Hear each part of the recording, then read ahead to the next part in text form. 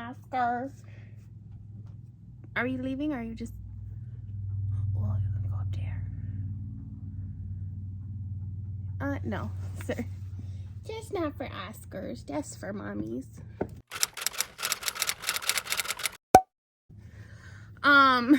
Anyways, I am back with another reading vlog, and we are doing another try a chapter. Will this one actually be successful? Will I read a book? Who knows?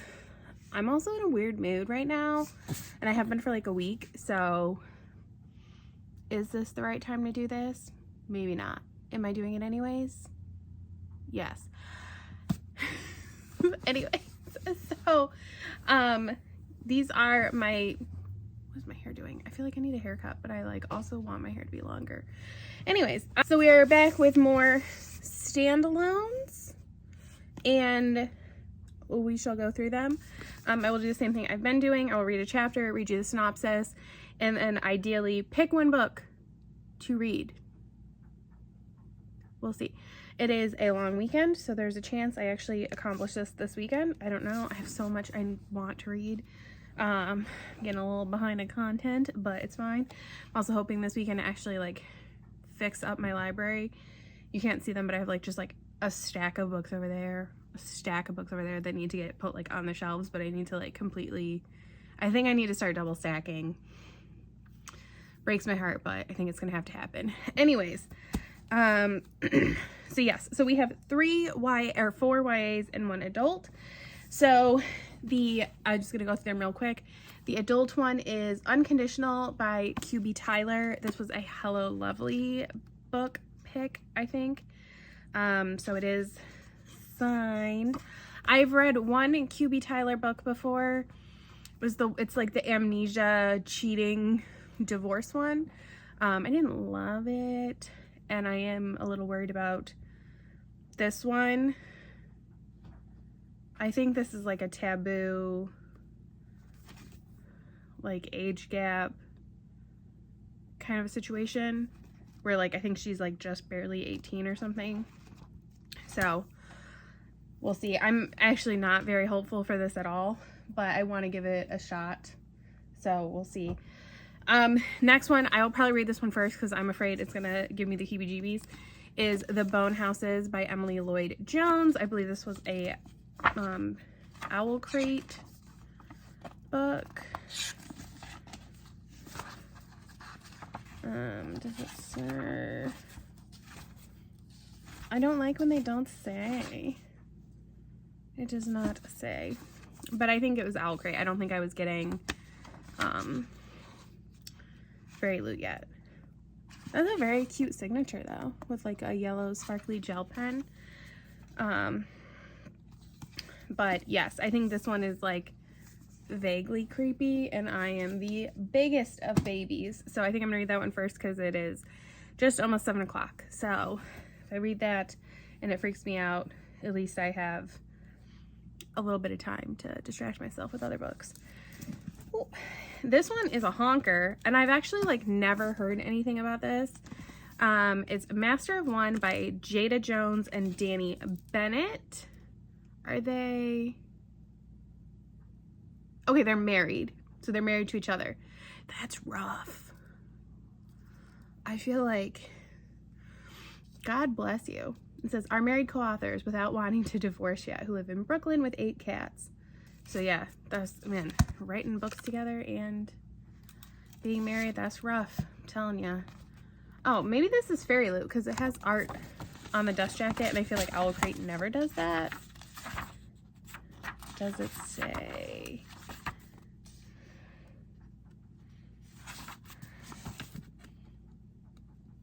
I don't know. Maybe it was. Oh, it's an exclusive Fairyloot edition. So right there, there's their signatures. I'll show you the artwork. And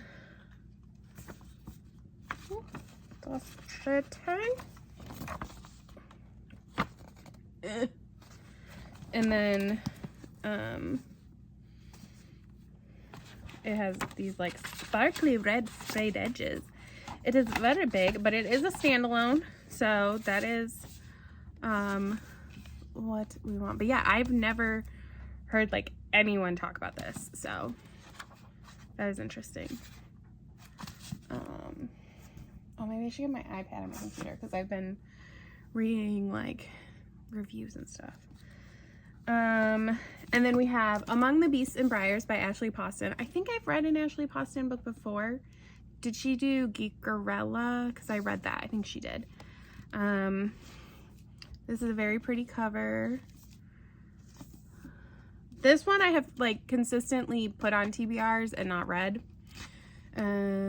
This is an Owlcrate one. It's a very tight spine. Oh, this has artwork. Me trash talking Owlcrate saying they never do artwork, and then I have one.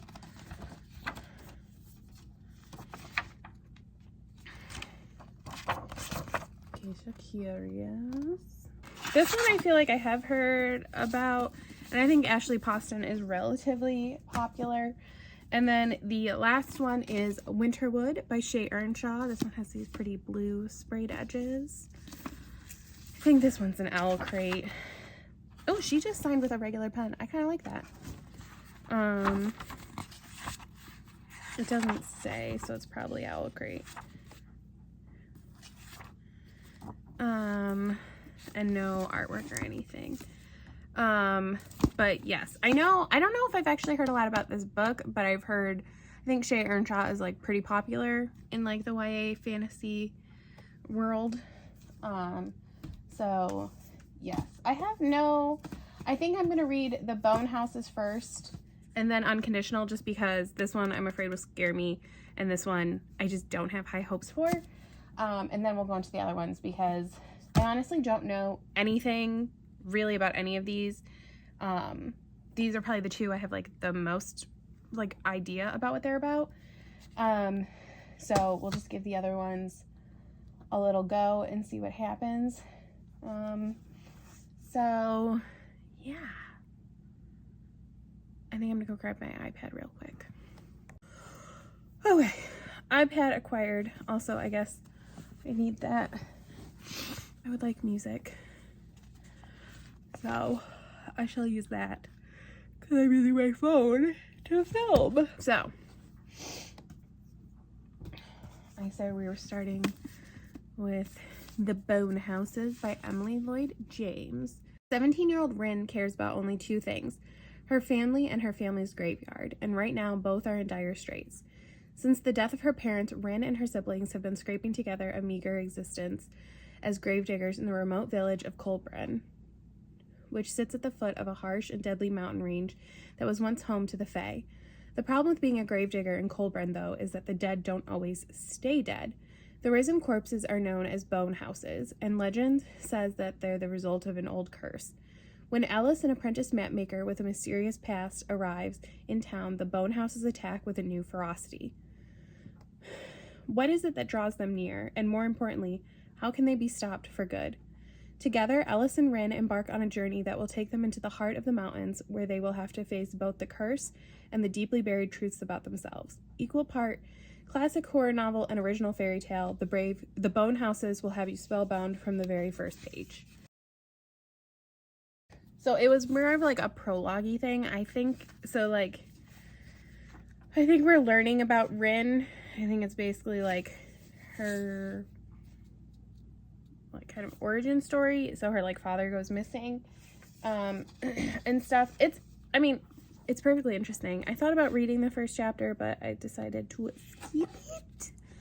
Or not skip it, but you know, not so I didn't hate it and I would consider it, but I really am just like completely afraid this book is gonna freak me out. So it is no shade to Emily Lloyd-Jones. I'm gonna still look up some stuff. Oh, if you hear anything, somebody's going to the bathroom.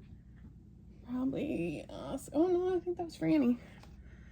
The Bone Houses. Let's see. Oh, it's 4 stars. Over 21,000 ratings. Yeah, I think we're just gonna have to pass just because of the potential creepy factor. And it's probably not even that creepy. And I'm just, oh baby. Okay, and then my copy of Unconditional. So now we will move on to Unconditional, which doesn't really have a synopsis on the back, because Fairyloot doesn't really do that. So I'm going to look that up and read it to you from my iPad. I know Jess from Peace Love Books, she is like a huge QB Tyler fan. She gave this one, 2.5 stars. Okay. Oh, it's not. Oh no, I think that is the same. Well, still, I'll read it from here. It only takes one moment to change the course of someone's life, one moment to link two souls forever. That moment came when I pulled her out of her darkest hour. The tragedy that threatened to swallow her whole and shatter her innocence. Save her, protect her, love her, I vowed. 10 years later, my vows are the same, but I'm different. She's different. We're different. And the feelings threatening to break free have the power to destroy everything. I'll stop at nothing to keep her safe, but what if the very thing she needs protection from? Okay, so it was again like a prologue-y thing. So Maddie, her dad killed, like, it's a murder-suicide, and her dad kills her mom. So she is 7, and that means that she, well, and I did start the first chapter, so she is 17. And it sounds like she has lived with, so he was a police officer that comes to the crime scene and finds her, and she, like, attaches herself to him. Now, listen, I am not one to complain about problematic romances.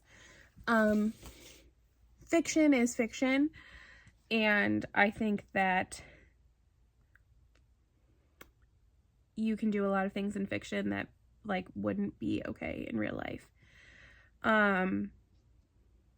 But this is a little much for me. So it's 3.89 stars, about 12,500 ratings. Yeah, Jess gave it 2.5. Yeah, she has a problem with the fact that she's 17. I mean, obviously, I'm sure, yeah, he raises her.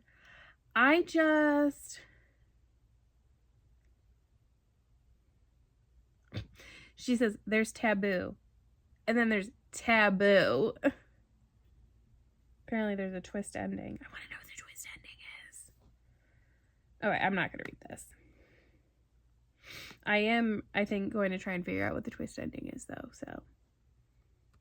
Please hold. Okay, yes. So, no. I think I figured out what the twist was, and that doesn't sound very twisty to me, so. That's fine. Okay, let's move on. What should we do next? What do you guys think we should do next? I have no thoughts. Oscar, do you want to... Oscar, where's your head? Oscar, are you alive? Which one should I read? Maybe we'll just go in this order, because I don't know. Alright, so we'll start with Master of One by Jaida Jones and Danny Bennett. Okay. My dust jacket is ripped. Life in the Queen City isn't easy, especially for a two-bit thief like Rags. When his latest score goes sideways, he's nabbed by royal sorcerer Morian the Last, who forces him to steal the 6 pieces of an immeasurably powerful ancient Fey relic. Rags is still determined to somehow get away unscathed until he discovers that the relics Morian is after are actually people. A distractingly handsome Fey prince who has been asleep for centuries, a Queensguard deserter with more honor than common sense, a daughter of a disgraced noble family who hits first and asks questions later, a deceptively sweet-natured prince, a member of the underground resistance, neither trusting nor trustworthy, and him, Rags. There's no way they can let Morian enact his dark plans, but 6 misfits against an exceptionally wicked enemy doesn't make for generous odds. Luckily, Rags is not generous. He's smart, and he has a plan that just might work. Oh, that sounds interesting. Okay, I think this is like the best one I have read so far. I I do not know how this prologue fits into anything. Like who these characters are. I really liked that. It has, I'm just gonna relate this. I'm guessing it's not similar in like any way other than being YA fantasy, but it kind of is giving me like the same vibes I got from Defy the Night. So we are for sure, this is on the list. I think even if I end up liking one of the other ones more, I think I'm gonna read this. It's a little hard to read because it's so big, but oh, I really like this. I want to look up this one. I'm gonna try, I think, not to read any like reviews or anything because I don't want to spoil myself. What did I say it was called? Master of One? Yes, okay. I really am liking that. Okay, it's a 3.67, 4,000 ratings. So this says sinister sorcery, gallows humor, and a queer romance. Okay, so it is, well, it may not be male, but I'm curious to see the tags. Just says LGBT, romance, fae, fiction, high fantasy, magic. This looks really good. I'm gonna look, see. I think it said it was their YA debut, so I think they've written, oh, they've been writing for a while. I think they've written adult fantasy. Also, I just have like a playlist going of songs I like. I just like add to randomly, and it was just playing 1985 by Bowling for Soup, and I'm like obsessed with that song. Also, I saw on Facebook like a reel yesterday that was these two guys. It was actually one of the like singers from Bowling for Soup was like reacting to it, but it was two guys doing 1985 but make it a musical. Oh my gosh, it was so good. And now I like want a 1985 musical because that would be amazing. And now my next song is Learn to Do It from Anastasia. So that's exciting. Okay, so like I said, we'll just do it in order. So next is Among the Beasts and Brairs by Ashley Poston. So, oh, this is the one that's like, I'm gonna have to like crack you open. Sorry. I know some people are really bothered by that. Oh, is there going to be some names for me? Okay. Karis is safe in the kingdom of Valoria. Here there are no droughts, disease, or famine, and peace is everlasting. It has been this way for hundreds of years, since the first king made a bargain with the lady who ruled the forest that borders the kingdom. But as Valoria prospered, the woods grew dark, cursed, and forbidden. Karis knows this all too well. When she was young, she barely escaped as the woods killed her friends and her mother. Now Karis carries a small bit of the curse, the magic in her blood, a reminder of the day she lost everything. As a new queen is crowned, however, things long hidden in the woods descend on the kingdom itself. Karis is forced on the run, her only companions a small and irritating fox from the royal garden and the magic in her veins. It's up to her to find the legendary Lady of the Wilds and beg for a way to save her home. But the road is darker and more dangerous than she knows, and as secrets from the past are uncovered amid the teeth and roots of the forest, it's going to take everything she has just to survive.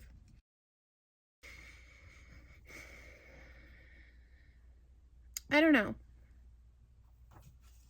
I mean, Master of One is still winning, but I just don't know if I want to keep it on my shelf and read it or not. I'm leaning towards keeping it.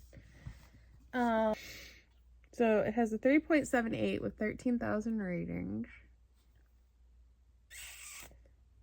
I don't know. I'm a little all over with this one, to be completely honest with you. Maybe I'll decide by the end of this video, but I think for now it'll stay on the shelf. Okay, so the last one we have to give a shot is Winterwood by Shea Ernshaw. Also, ooh, this is pretty. The book is pretty. Be careful of the dark, dark wood, especially the woods surrounding the town of Fairhaven. Some say these woods are magical, cursed even. Rumored to be a witch, only Nora Walker knows the truth. She and the Walker women before her have always shared a special connection with the woods, and it's special connection that leads Nora to Oliver Huntsman, the same boy who disappeared from the camp for wayward boys weeks ago, and in the middle of the worst snowstorm in years, he should be dead. But here he is alive and left in the woods with no memory of the time he'd been missing. But Nora can feel an uneasy shift in the woods at Oliver's presence, and it's not too long after that Nora realizes she has no choice but to unearth the truth behind how the boy she has come to care so deeply about survived his time in the forest and what led him there in the first place. What Nora doesn't know, though, is that Oliver has secrets of his own. Secrets he'll do anything to keep buried. Because as it turns out, he wasn't the only one who went missing on that fateful night all those weeks ago. For as long as there have been fairy tales, we have been warned to fear what lies within the dark, dark woods and in Winterwood. Okay, that was a long first chapter. It's like 20 pages. It looks like it's dual POV because it looks like Oliver is going to be next. I didn't hate it or anything, but I found myself like continuously like kind of like stop reading and my mind would kind of wander, or like, ooh, I would go big stretch. Oh, sir, I'm going to get up in a couple minutes. I want to put pajamas on. Okay. So yes, I just think it's not, like, it's probably a good book, but I don't think it's going to be for me.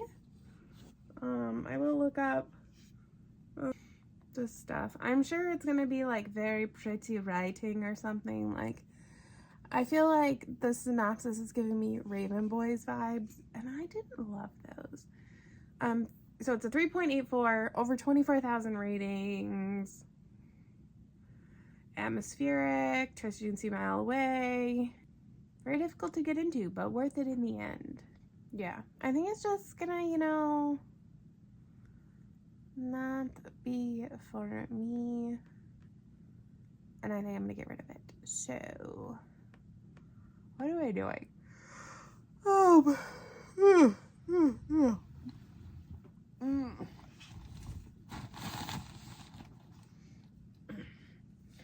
Okay, so we're gonna keep Among the Beasts and Brairs on the shelf. It's not going away. But we are going to read this behemoth, Master of One. So, but first I need to extricate myself from the situation I'm currently in, and then I want to put my pajamas on. So we're gonna do that. I will probably update you when I'm like 25% in.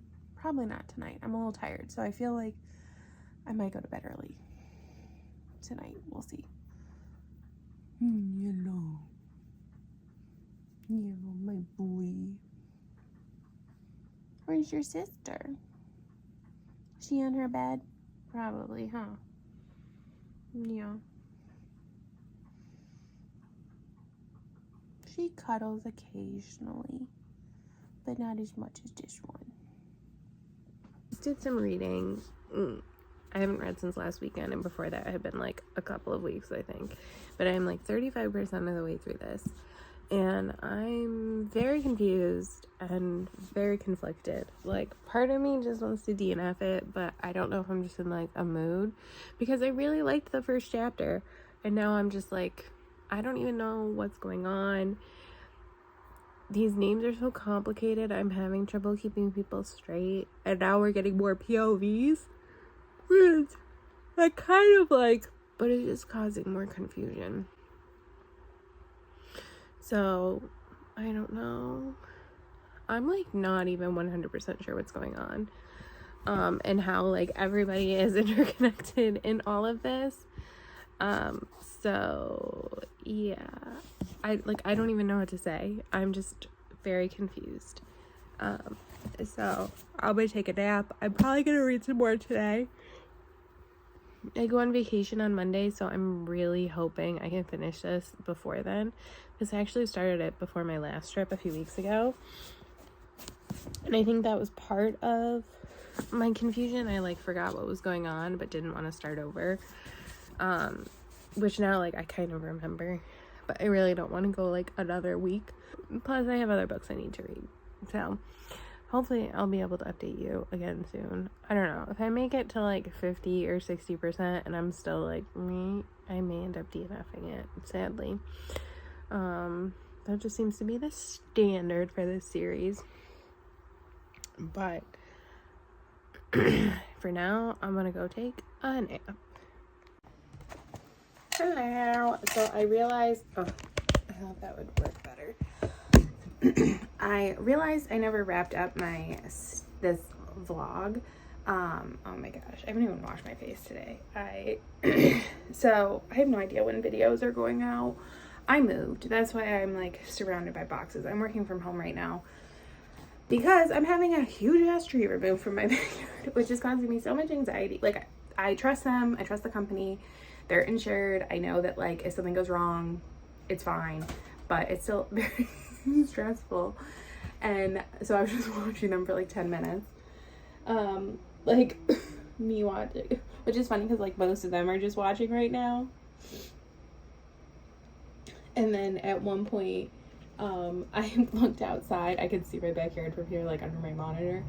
Well, like Oscar was watching them. I said he was such a man because I went and looked outside in my kitchen, and somebody, I'm assuming from the neighborhood behind me, was in like, I don't think technically my backyard, I think it was their backyard. I would not have cared if it was my backyard, with their dog, and it was definitely a man, just staring at them. And I was like, this is such man behavior. Like, although I'm doing it, so maybe it's just human behavior. I don't know. I mean, I know they're not just standing around for no reason. I think there's like 6 guys here. I see 5. No, probably 7. Because there's one up in their cherry picker chainsawing, and then one is like holding on to part of the tree with a rope. So, yes, it's very interesting. And oh no, there's the rope guy. So maybe it is just 6.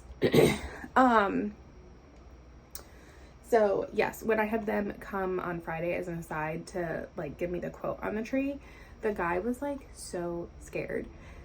Which like I knew that it was potentially dangerous, but if it fell, it was gonna fall on my garage, which is detached.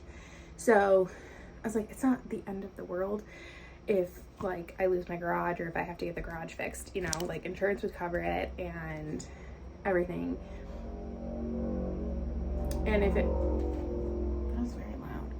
I am a little worried about debris going into my neighbor's yard, but my neighbors haven't been home since like 2 days after I moved in. So I couldn't talk to them. I couldn't tell them. And then this happened so fast that I couldn't even like, so I was going to mail them a letter because I figured like if they're having their mail forwarded or something, at least they would still get it. And if their yard didn't have a fence, I wouldn't care because I'd be like, okay, well, we can just walk over there. It's not that, but like with a fence, I feel like I was like, but we'll do our best. And if we have to go over there to take stuff off, we will. So yes, but this will be a relief, especially because on Monday we had a tornado. I mean, it was an EF 0 or yeah, 0. They just declared it yesterday, which is obviously like the smallest tornado you can have. It's still a big deal. Like it is still a tornado. And like we're not used to tornadoes here. So you know, there is that as well. But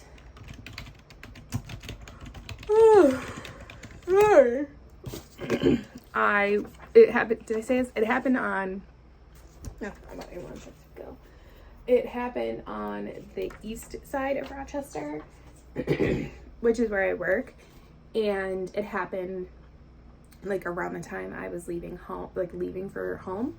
And I actually, so like I left the parking lot. I had ordered lunch or dinner at Moe's because I had like a coupon, and it started pouring on my way in. So like I honestly, I should have just eaten in Moe's, like is what I should have done. But instead I just like stayed in my car, and I think I stayed in my car for like 30 minutes. I just like talked to my dad on the phone because I was like, you know what? I have no reason to rush home. So whatever, because it was super windy and rainy, and it was like that rain where like you could have your, oh, I think they're chipping now a little bit. I don't even know how they're gonna fit all of this even as wood chippings into the truck that they brought, but I mean, I guess if it takes them 2 trips, it takes them 2 trips.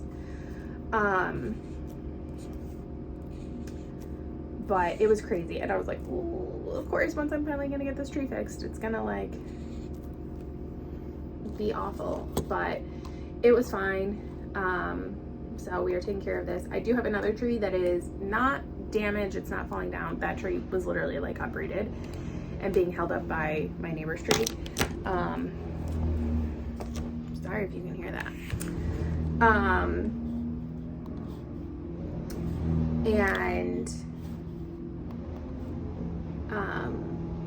When the guy came out to give me the estimate, he told me that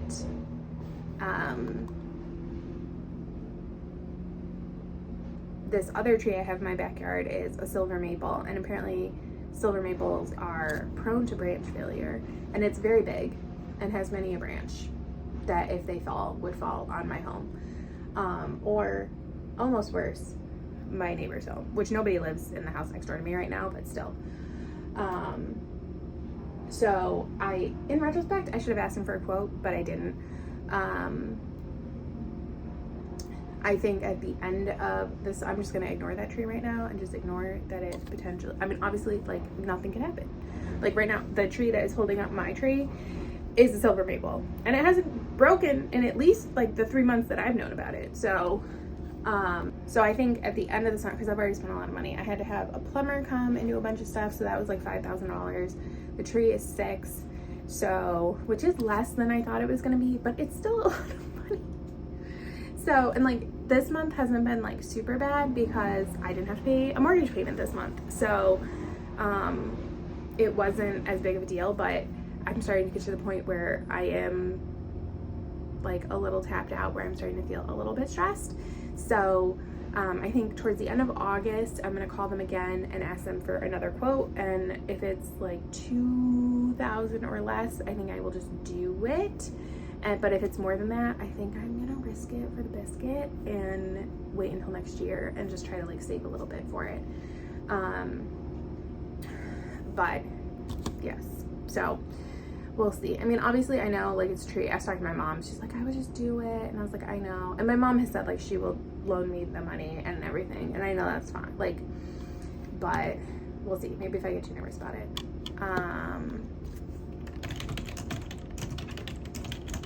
But let me ask. So yes, I moved. I'm dealing with all of this. So Master of One, I have officially DNF'd. I also have no idea where it is. It is somewhere in a box. I was like almost 50%. I think I was like 45 or 49% or something. I just like could not find it in me to care. Like I actually started reading, because I kept putting off doing this, right? Like saying like, okay, I'm DNFing it. Because I was like, well, I really liked the beginning. And I'm like mildly interested in where it goes and like what the resolution is. So I was like, let me look up some reviews and try to like convince myself to find this book and to keep going. And that was not productive. I saw some reviews that were like, we need a second book. And I was like, well, I don't want to get wrapped up in a series, so that's not helpful to me. I don't love open endings, so, but who knows. But I also understand like a lot of times when you're writing a book, I mean, these authors have written before, but a lot of times you write as standalone with series potential, so it doesn't fully surprise me. But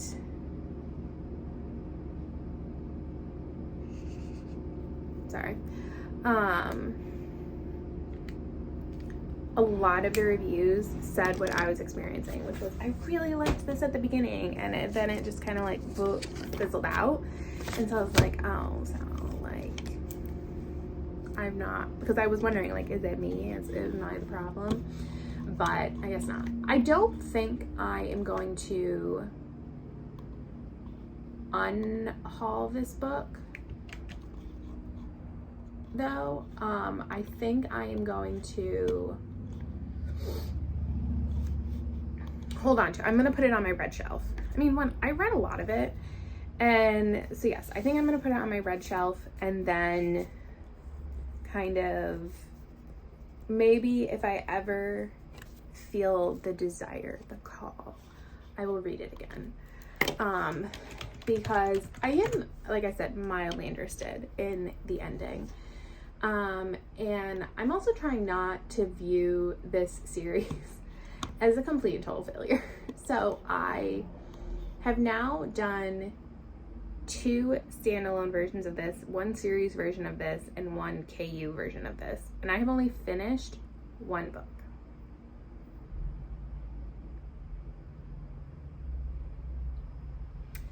So, what does that mean? Like, and I keep wondering, I'm like, do I keep doing this? Like, I'm going to for at least a little bit. Because I'm just like, I don't know.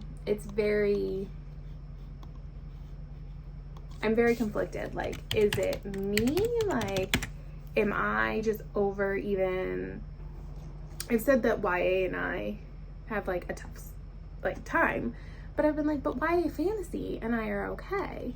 So like, but are we? Like, are we okay? I don't know. So we'll keep going. I'm a little optimistic about some of the future books. So I don't know. We'll just keep going. We'll keep plugging away. I do want to give a lot of these books a chance. So yes, but I am sad about this one because this one, when I read the first chapter, really like interested me. So I don't know. We shall see. But yes, so sadly, another DNF from me.